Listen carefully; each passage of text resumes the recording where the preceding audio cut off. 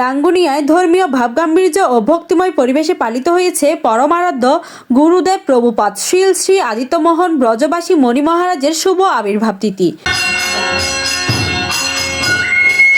2 দিনব্যাপী এই মহামাঙ্গলিক ধর্মীয় অনুষ্ঠানে শতাধিক কণ্ঠে গীতা পাঠ থেকে শুরু করে অষ্টপ্রহর ব্যাপী নামযজ্ঞ মিলিত হন দেশের বিভিন্ন প্রান্তের ভক্তবৃন্দ। শ্রী গুরু ব্রজবাসী সংঘ বাংলাদেশ রাঙ্গুনিয়া শাখার উদ্যোগে দক্ষিণ সাবেক রাঙ্গুনিয়াস্থ শ্রী শ্রী সমভাব আদিত্যধাম ও শ্রী শ্রী রাধা গোপীনাথ মন্দির প্রাঙ্গণে অনুষ্ঠিত হয় এই ধর্মীয় আয়োজন।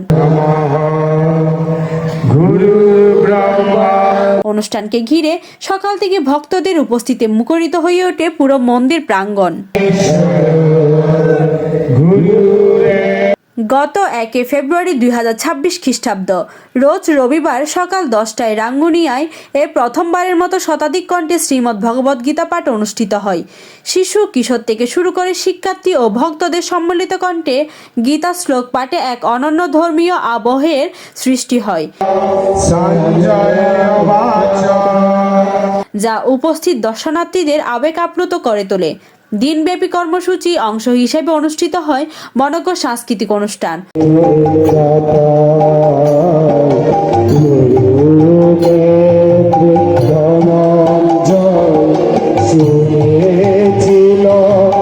সন্ধ্যায় আয়োজন করা হয় শুভ মহানাম যজ্ঞের অধিবাস কীর্তন পরিবেশন করে বিশিষ্ট কীর্তনিয়া শ্রী বিধান দাস মহাদয়। তার কণ্ঠে পরিবেশিত কীর্তনে ভক্তদের মাঝে গভীর ভাবানুভূতি সৃষ্টি হয়।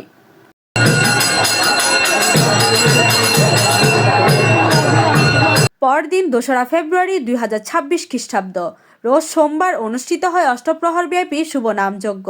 এতে নামাঞ্জলি প্রদান করে শ্রী শ্রী প্রাণকৃষ্ণ সম্প্রদায় ঢাকা, শ্রী শ্রী দুর্গা মন্দির সম্প্রদায় পটুয়াখালী, শ্রী শ্রী মা শ্যামা সম্প্রদায় গোপালগঞ্জ এবং শ্রী শ্রী অষ্টসখী সম্প্রদায় ভোলা। একটানা হরিনাম সংকীর্তনে মন্দির প্রাঙ্গণ পরিণত হয় নববৃন্দাবনে।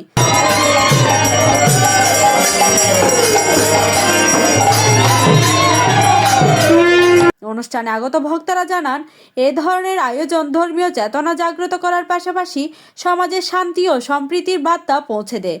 অনুষ্ঠান শেষে ভক্তদের মাঝে প্রসাদ বিতরণ করা হয়।